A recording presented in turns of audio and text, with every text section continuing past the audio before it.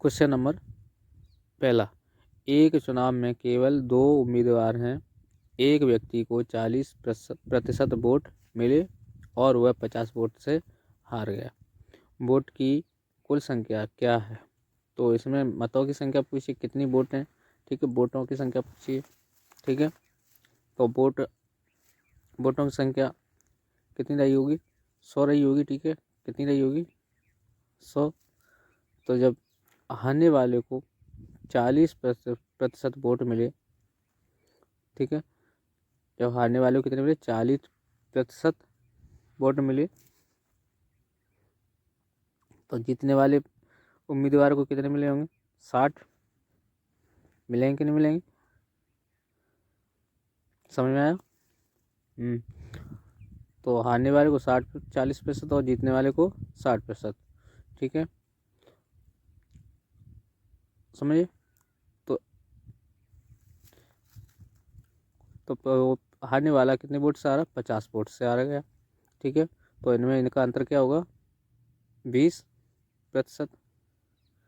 जब 20% होगा वो किसके बराबर होगी? 50 वोटों के बराबर, ठीक है। तो 50, जब इसका हम प्रतिशत निकालेंगे, ठीक है, तो कुल संख्याओं की निकालनी है, तो हमें क्या करना है? यानी 100 से गुणा करना है, ठीक है, क्योंकि ये खुद में 100 की 100, ठीक है। 20 ठीक है, और 25 250 आंसर आपका, ठीक है। करेक्ट आंसर क्या होगा? सी। नेक्स्ट सवाल, इस क्वेश्चन को आप डायरेक्ट भी हल कर सकते हैं। कैसे? चलो देखो, यानी ये कुल संख्या पूछी, क्या पूछा? कुल संख्या, ठीक है। तो जितने मत होंगे, जितनी वोट होंगी, वो अपने आप में कितने रही होंगी?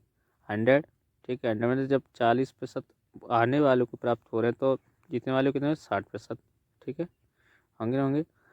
अब हारने वाला कितनी वोट से हारा? 20 से, 20 वोट से। और जो 20 वोट हैं वो किसके बराबर? 50% के बराबर, ठीक है। तो इसका हम क्या करें? प्रतिशत निकाल लेंगे, ठीक है, और आपका उत्तर आ जाए, निकल आएगा, ठीक है। आप इस ट्रिक से भी सवाल को हल कर सकते हो डायरेक्ट।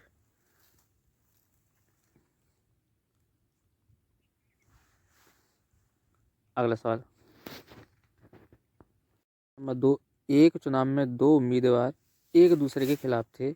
एक उम्मीदवार को 44% मतों प्राप्त हुए और वह 7488 मतों से चुनाव हार गया। विजेता को कितने मत प्राप्त हुए? तो इसमें विजेता को कितने यानी मतों की संख्या पूछी है, ठीक है, कितनी कितनी वोटों से हारा। तो जितने भी मत होंगे वो कितने रहे होंगे? अपने आप में 100 रहे होंगे, ठीक है। तो जब 100 में से 100 में से 44% माइनस करोगे तो कितने प्राप्त होंगे? कितने बचे? 56%।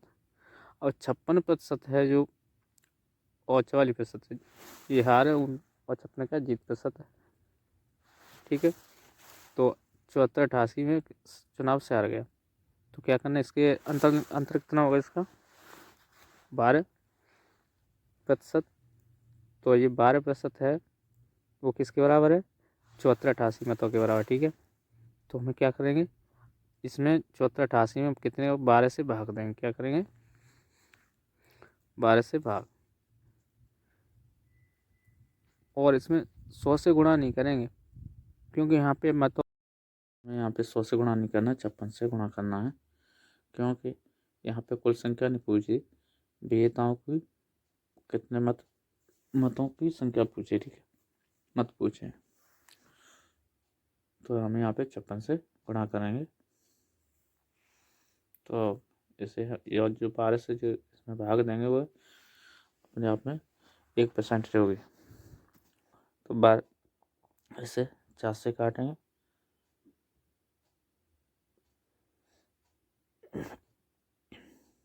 तो 14 बार, और 4 3 बार, ये 3 थे, 3 दिन 6, और 3 चौक 12, 3 9 27, 3 6 18। इस 14 गुणा करेंगे, जैसे इस संख्या गुणा करेंगे। 14 6 84 की 4 है, हासिल 8, 14 नंबर 1 से 26, 26 में 8 जोड़ेंगे 134, 34 की 4 हासिल 13, 14 चौक 56, 56 और 13 69, 69 की 9 हासिल 6। अब ये 944 पहले में दूसरे में भी, और इसमें नहीं, इसमें नहीं, डी में नहीं, तो ये दोनों रिजेक्ट, बचे ये दोनों। तो 14 28, 28 और 4, 28 और 6 34। करेक्ट आंसर बी होगा।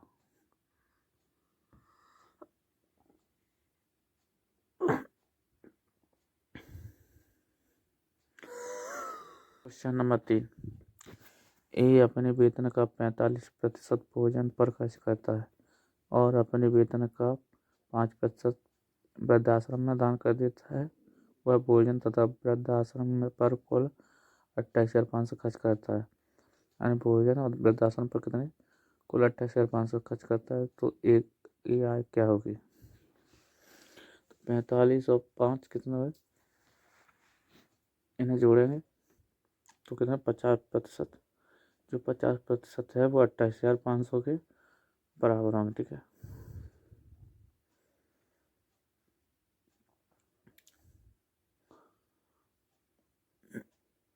एक की आय क्या होगी? तो ये अपने आप में एक की आय क्या होगी, 100 होगी। ठीक है, तो इसे क्या करना है, 5 को 50 को में दो गुना करना है, 50 दूना 100, 200, तो इसे भी 2 गुना कर देंगे। ठीक है, तो ये हो जाएगी तुम्हारी 57,000। ठीक है, तो करेक्ट आंसर हमारा क्या होगा, सी होगा। राधा अपनी आय से 28% की बचत करती है यदि उसके व्यय में 25% की वृद्धि होती है और बचत में 30% की वृद्धि होती है, तो उसकी आय हुई प्रतिशत वृद्धि ज्ञात कीजिए। तो हम इसे इसे ऐसे हल करेंगे। तो इसकी इनकम क्या होगी,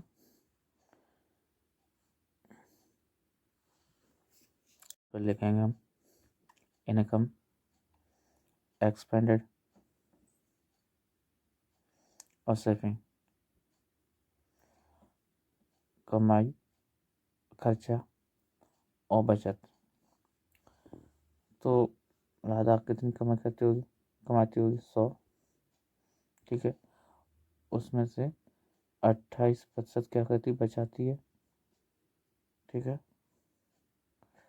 तो 100 कमाती है, 28 रुपये बचाती है, तो खर्चा कितना करती है, 72 रुपये का,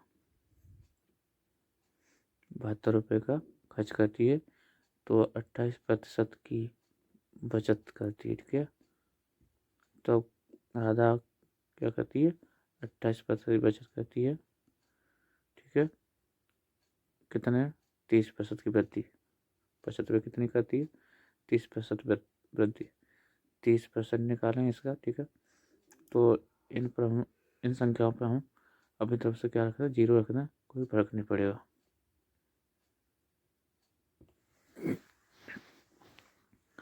तो परसेंटेज थे, 2 0 कटे जाएंगे, 3 एक 28 में गुणा, 28 3 84। जब 84 को 280 में जोड़ेंगे तो कितना होगा, 364।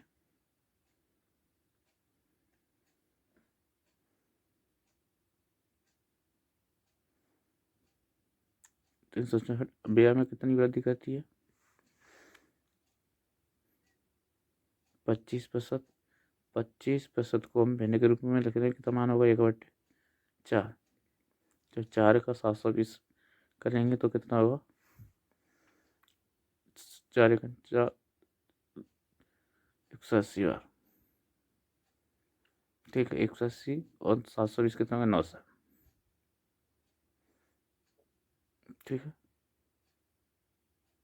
उसके बाद क्या है कि इसकी इनकम में कितनी वृद्धि हुई, तो हमें उससे खर्चा कितना 900 है और बचे लेकिन 364, तो इन दोनों को जोड़ने पर हमें क्या प्राप्त हुई, उसकी इनकम पता चल जाएगा, ठीक है। तो 900 और 364 तो कितने होंगे, 1264,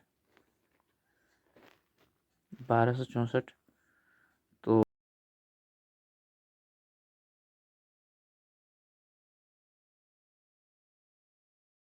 अब यहाँ से राधा की आय की में कितनी वृद्धि हुई पता कर सकते हैं, ठीक है।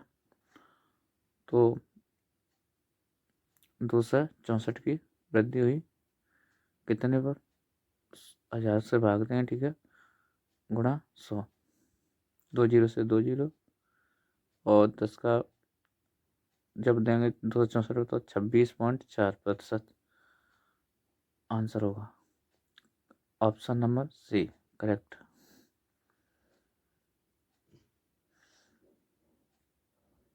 अगला सवाल, एक स्कूल में लड़कों की संख्या का 20%, लड़कियों की संख्या के, तो लड़कियों यानी 20, यानी लड़कों की संख्या का 20% यानी कितना होगा, 1/5 बराबर, और लड़कियों को जी से इंडिकेटेड यानी 2/3, ठीक है। तो ये क्या बराबर कर दिया हमने, ठीक है। तो इसे कैसे में बदलना, रेशो में बदल देंगे, तो बी को यहीं पर रखने दो, जी को बट्टे में, जब 5 का 2 से गुणा करेंगे तो 10/3, तो इसे हम इस प्रकार भी लिख सकते हैं 10/3, करेक्ट आंसर सी।